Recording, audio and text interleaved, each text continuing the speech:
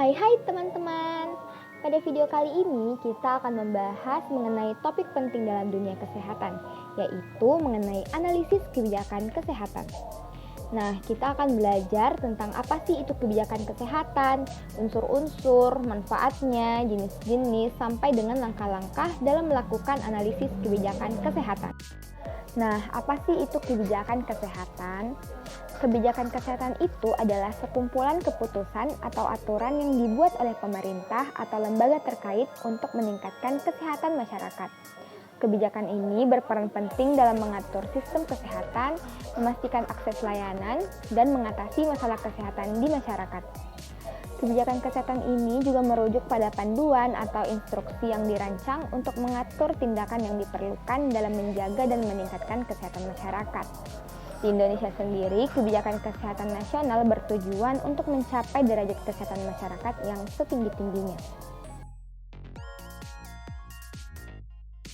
Setiap kebijakan kesehatan memiliki beberapa unsur penting yang harus dianalisis dengan baik agar efektif. Nah, apa saja sih unsur-unsur tersebut? Yang pertama ada masalah kesehatan, yaitu mengidentifikasi masalah yang perlu diselesaikan, seperti akses terhadap layanan kesehatan atau penyakit tertentu. Yang kedua ada tujuan, yaitu kebijakan itu harus memiliki tujuan yang jelas, misalnya menurunkan angka kematian ibu atau meningkatkan akses vaksinasi. Yang ketiga ada stakeholder, yaitu pihak-pihak yang terlibat atau dipengaruhi oleh kebijakan, termasuk pemerintah, tenaga kesehatan, dan masyarakat. Keempat ada sumber daya, di mana sumber daya yang dibutuhkan ini seperti anggaran, tenaga medis, dan infrastruktur. Dan yang terakhir ada strategi implementasi, yaitu bagaimana kebijakan akan diterapkan, misalnya melalui program-program atau peraturan tertentu. Analisis kebijakan kesehatan memiliki beberapa manfaat yang signifikan. Dengan analisis yang baik, kita dapat menciptakan kebijakan yang lebih efektif dan efisien.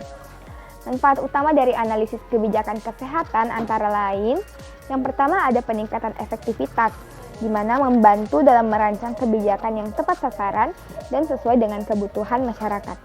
Kedua, pengambilan keputusan berbasis bukti, yaitu keputusan diambil berdasarkan data dan bukti ilmiah, bukan hanya sebuah asumsi.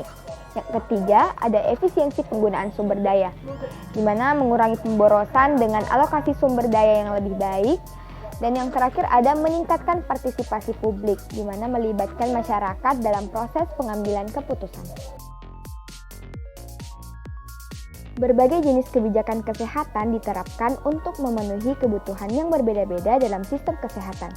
Nah, apa saja sih jenis-jenis kebijakan ini? Yang pertama ada kebijakan publik, yang ditunjukkan untuk masyarakat umum seperti kebijakan vaksinasi massal atau regulasi kesehatan lingkungan. Yang kedua ada kebijakan organisasi, yaitu kebijakan yang diterapkan di dalam institusi seperti rumah sakit atau klinik.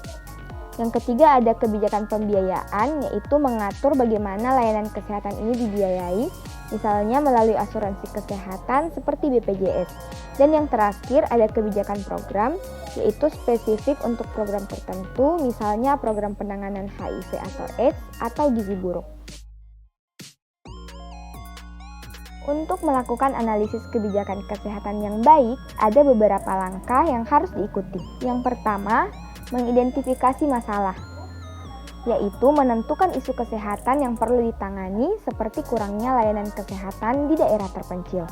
Kedua, pengumpulan data, yaitu mengumpulkan informasi dari berbagai sumber termasuk data epidemiologi dan statistik kesehatan. Ketiga, ada analisis alternatif kebijakan, yaitu mengevaluasi beberapa opsi kebijakan yang dapat diterapkan untuk menyelesaikan masalah tersebut. Keempat, ada penilaian dampak, di mana menilai dampak dari setiap kebijakan terhadap kesehatan masyarakat, ekonomi, dan sosial. Lalu yang kelima ada rekomendasi, yang berdasarkan analisis memberikan rekomendasi kebijakan yang terbaik. Dan yang terakhir ada evaluasi dan monitoring, yaitu setelah kebijakan diterapkan, evaluasi itu terus dilakukan untuk memastikan efektivitasnya dan memperbaiki jika diperlukan.